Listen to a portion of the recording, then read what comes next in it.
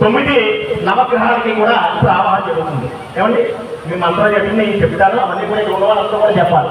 చెప్పండి. జపా కుసుమ సంకాసం కాశ్యవేయం మహాద్భుతం కమవలిం సర్వ పాపాగ్రం ప్రళతోష్ణే దివాకరం అధిదేవత ప్రత్యధి దేవత సహిత మమ ఆరోగ్యకారక సూర్యగ్రహ ప్రసాద సిద్ధిరస్తు.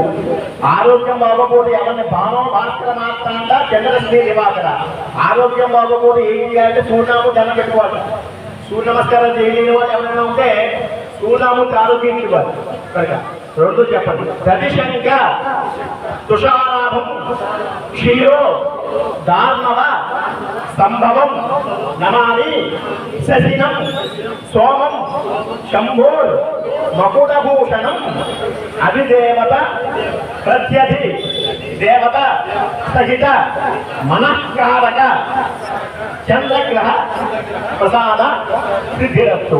ఈ చంద్రుడు అంటే మనసు బాగుండాలని చంద్రుడు బాగుండాలి, మనసు బాగోపోతే చంద్రుడు బాగోయే లెక్క మాత్రం. చెప్పండి. మమ అధిదేవత ప్రత్యధి దేవత చంద్రగ్రహ అనుగ్రహ సిద్ధిరస్తు. మూడోది ఏంటి? బుద్ధుడు అంటే అంగారు. చెప్పండి.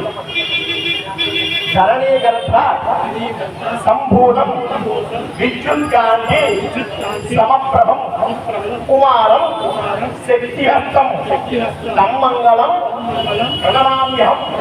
మమ భూకారక రుణకారక అంగారక ప్రసాద సిద్ధిరస్తు. మనం భూమి కొన్నాం అనుకోండి, కళా కొనుక్కున్నా ఫ్లాట్ కొనుక్కున్నా ముందు అంగారులు బాగుంటే కుజులు బాగున్నారు. కుజులు బాగుంటేనే